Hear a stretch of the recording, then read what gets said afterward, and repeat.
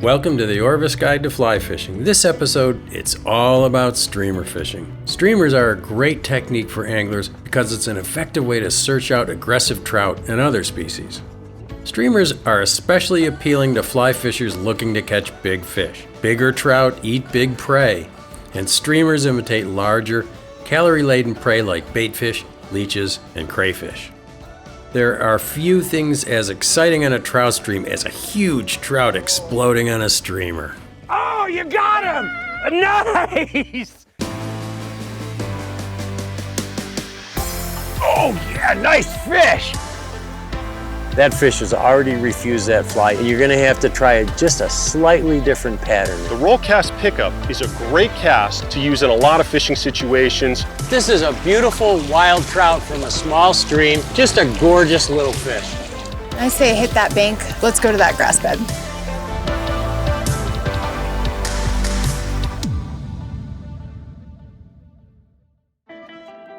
The Orvis Guide to Fly Fishing is supported by Orvis Fly Fishing, Algoma Country,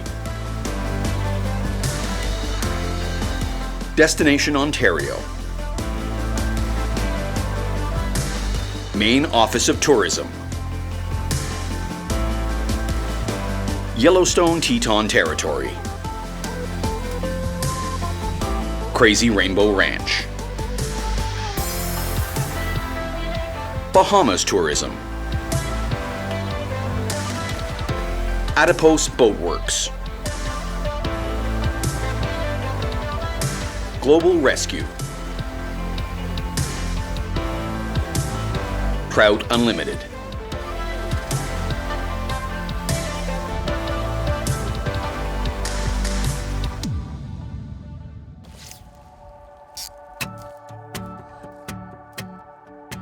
I love fishing streamers because the strike is often explosive and visible. Oh, you got him! Nice! Streamers often take fish in high, dirty water when you can't catch fish on any other kind of fly. When you approach any given piece of water, unless the fish are rising, it's usually a toss-up as to what fly to use. Streamers can be a good choice, especially when the water is stained or dirty.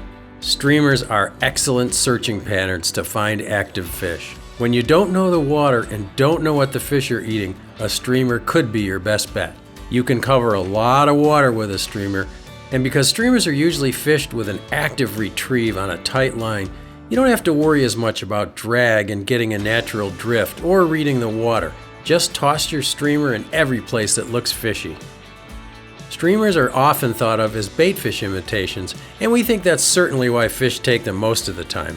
But there are other creatures that live in trout waters like crayfish, leeches, and even large aquatic insect larvae like giant stoneflies and hellgrammites. Trout probably mistake streamers for these creatures as well. But perhaps trout just take streamers out of reflex because they look like a big juicy bite trying to get away. In other words, a lure. Streamers are effective on trout for the same reasons they eat spinning lures. It's also possible that trout eat streamers because of territoriality or, during spawning season, because streamers look like something that might try to eat their eggs. Whatever the reason, streamers are just plain fun to fish and are the most active method of trout fishing and the closest to using lures with conventional tackle. Traditional feathered streamers are still used, as are older style bucktails. Some other, more modern streamers are variations of the deadly woolly bugger, a very simple but effective fly. There are literally hundreds of woolly bugger variations. Other streamers imitate sculpins, a small baitfish that lives in riffles and pools in cold, clear trout streams and is a favorite food of trout everywhere, especially big ones. There are as many types of sculpin flies as there are woolly bugger variations. Still other flies attempt to imitate leeches and crayfish more precisely.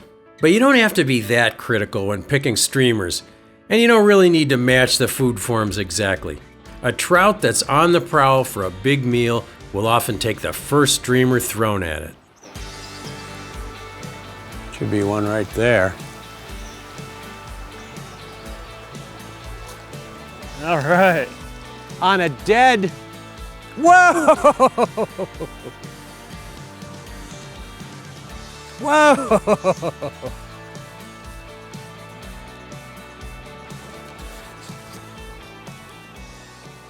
God, that's a fat fish. Looks like a little steelhead. Colors don't seem to be all that important in streamer selection, but in some places fly fishers favor one color over another. Check with fly shops or fishing guides in your area to see what streamer patterns and colors are the most productive, but don't be afraid to experiment. Barring any advanced knowledge, the old rule of Atlantic salmon fishing, bright day, bright fly, dark day, dark fly, seems to work. In other words, if the day is dull and rainy, try a black fly. If it's a bluebird day, try a white fly. Streamers are often considered as the best fly to use when no insects are hatching, but there are times they work better than others.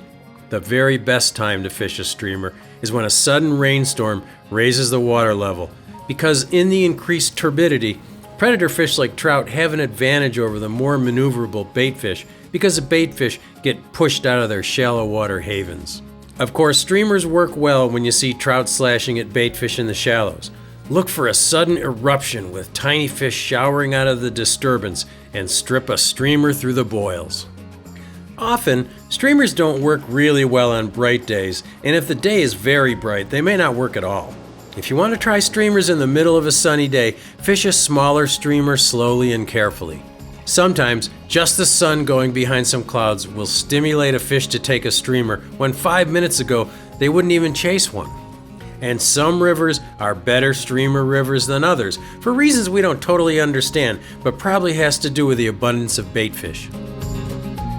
If you fish streamers for trout a lot, you will probably want to invest in a 6 or 7 weight rod, because these line sizes will throw bigger flies better than light trout rods.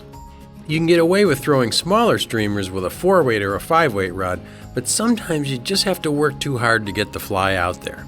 In smaller rivers and shallower water, floating line will work okay, but if you get serious about fishing streamers in fast, deep water, a sinking tip line will allow you to fish more of the water where big fish hide.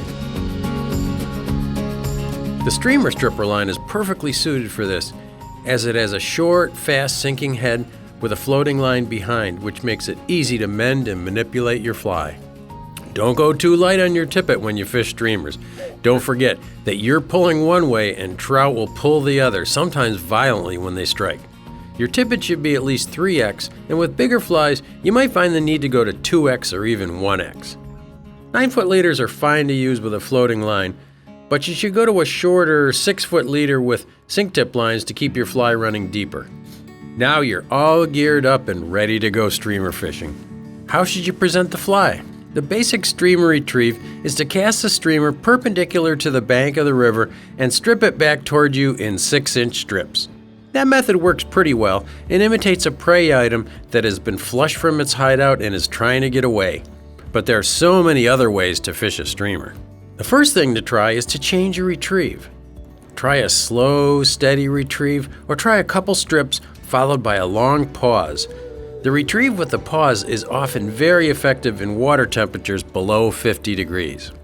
Another way to fish a streamer is to just swing it like a wet fly or a steelhead fly. Cast the streamer across and downstream, make an upstream mend in your line, and then just let the line go tight in the current without any added action to the fly. You can also fish a streamer dead drift like a nymph, which we'll discuss shortly. It also pays to change the angle you cast your streamer in relation to the current. Casting upstream gets your fly deeper, and on the retrieve, the streamer flutters and pauses as you strip. Some baitfish like sculpins bolt downstream when frightened, so this is a realistic retrieve. In shallow water, try quartering downstream with your streamer.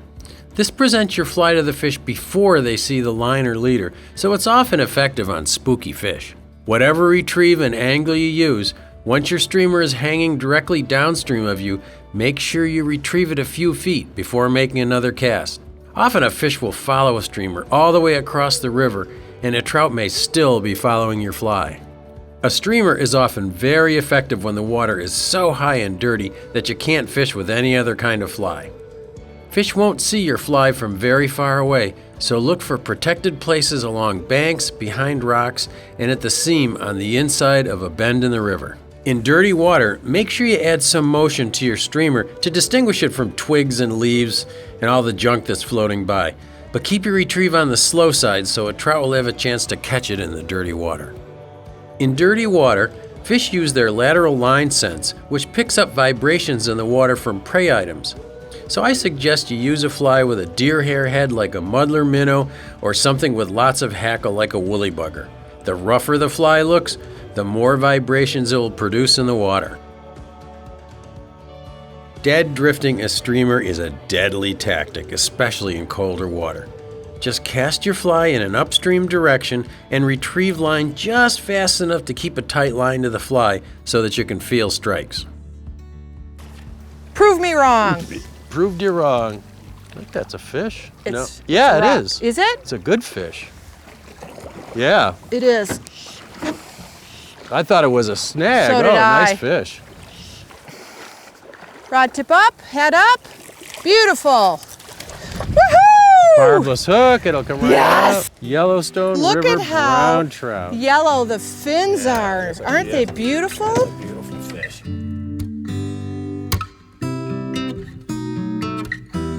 Ha! Yes! That's what I Nice. wanted for Tom. Thank Yes. you, Molly. Oh, You can also fish a streamer or a streamer with a drop or nymph on the end under a strike indicator. This is often a deadly technique on fish that won't take a streamer fished in a conventional manner. Okay, Molly, we got a streamer and a nymph. How are we gonna fish this? this is a great combination. We're going to fish the streamer in a dead drift. Lots of men's. Hopefully the fish will be attracted to the streamer and then maybe eat the smaller nymph or eat the streamer. It's a double. And it works really well. And are we gonna have to use an indicator? I really like these cork strike indicators because they float really well and they've got a little bit of weight to them. They cast well. The other kind is this balloon type, and I just don't think they cast as well, but they do float well. So I like both of these.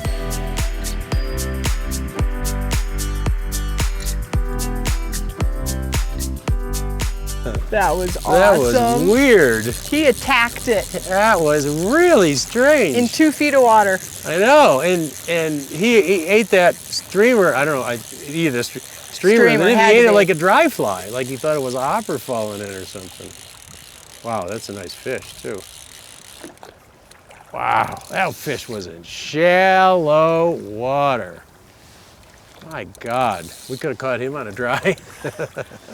I remember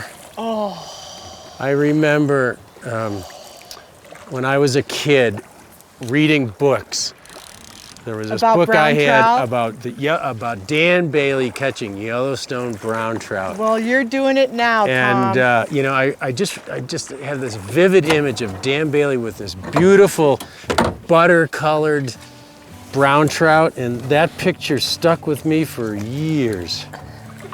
Oh my. Man, did he eat Look that at too. his head. In shallow water. Wow.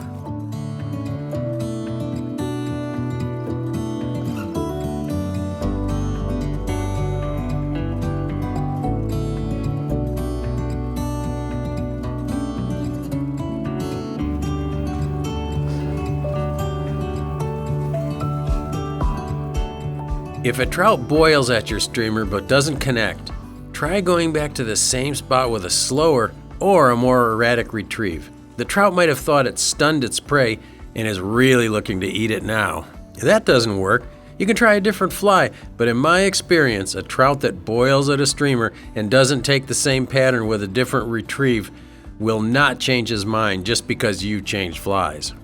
Unless the water is under 45 degrees or very dirty, and fish are unwilling to move very far for a meal, it doesn't pay to repeatedly cast a streamer to the same spot. If you fish a streamer, you should cover a lot of water, placing your cast in each likely spot and then moving on. Streamers are bigger flies, and that, combined with their movement, ensures that trout can see the fly on your first cast.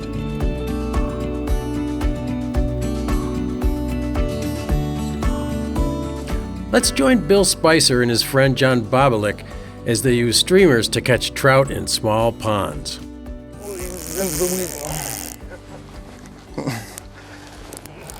Nice. I think he's digging into the mud here. He's going into the weeds. I have 4X tippet on here, but 4X tippet churned through a lot of weeds. There we go. That is a terrific trout, John. They're all good. Yeah. They're all good. And the hook fell out, and look at that. Hold it up for the camera for us there, John. Got it. Yeah. That's a great little trout. Yeah. Quality fish in anybody's mind. Like I say, do a little research and you'll find these little ponds. Oh, and away he goes. Oh, here he goes. The concept that you should cover a lot of water with streamers makes them perfect flies for fishing from a drift boat. Streamers and drift boats make a natural combination. You can cover scores of miles of water in a drift boat, casting to each likely spot as the guide or a buddy keeps the boat moving at the right speed. Because only a few fish in each pool will chase a streamer, usually the biggest ones, you can hit the best water and just drift through the mediocre water. Most fly fishers throw their streamers right to the bank within inches of it and then strip back to the boat. You should experiment with different retrieves and angles because you never really know what will turn the fish on. Try a fast, steady strip, then try strips with long pauses in between or slow, steady strips. If the water is high and cold, as it was here on the Yellowstone River, you might try a streamer fish dead drift under an indicator. When you fish from a drift boat with another angler, make sure you coordinate your casts and leave each other plenty of room. Generally, the oars are the dividing line. The angler in the bow never casts towards the stern or beyond the oars, and the angler in the stern never casts forward past the oars. That way, you both cover the water more efficiently and hopefully don't get tangled. The guy in the stern or the back of the boat does not want to throw beyond the oars. Number one, he's going to get caught on the oars. Number two, he or she is poaching the water of the person in the front or the bow. When the person in the front, in the bow, casts downstream and their boat catches up to the fly and the fly gets to the oar, then they pick up and recast downstream.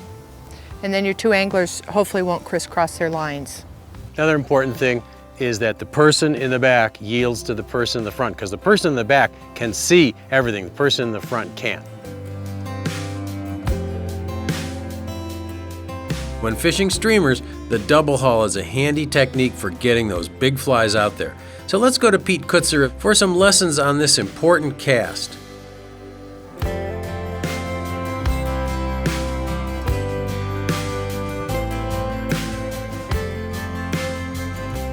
Hi, I'm Pete Kutzer from the Orvis Fly Fishing Schools. Today we're going to talk about the double haul and making a quick presentation towards moving fish.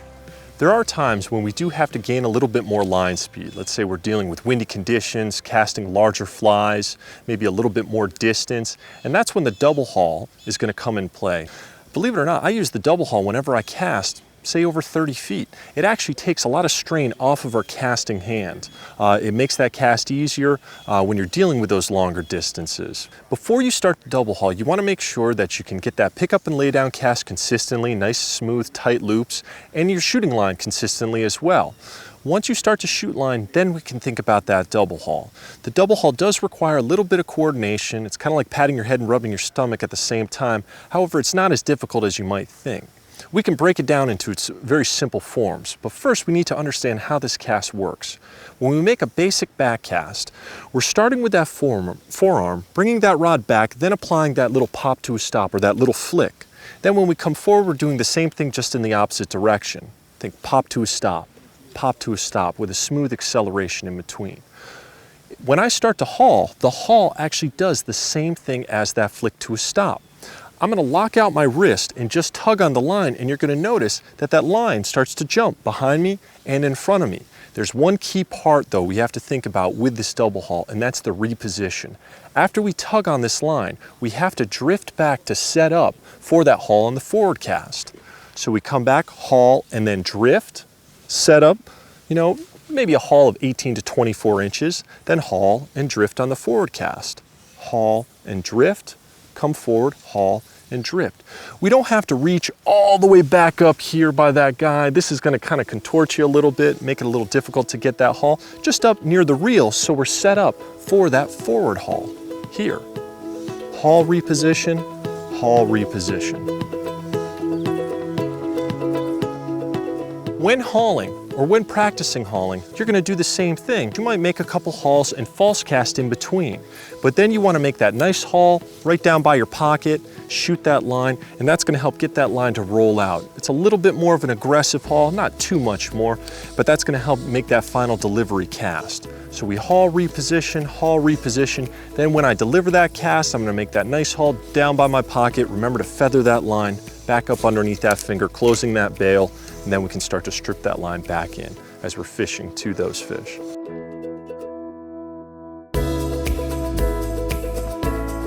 One thing to remember about streamers, they work for species other than trout. Pike, muskie, and bass love to eat bait fish, which is why streamers work equally well with them. Streamers are just plain fun to fish. Presentation methods are less complicated than with other types of flies, and the fish are usually bigger, and sometimes the follows and strikes are totally visible, which really gets your heart going. God, there you go.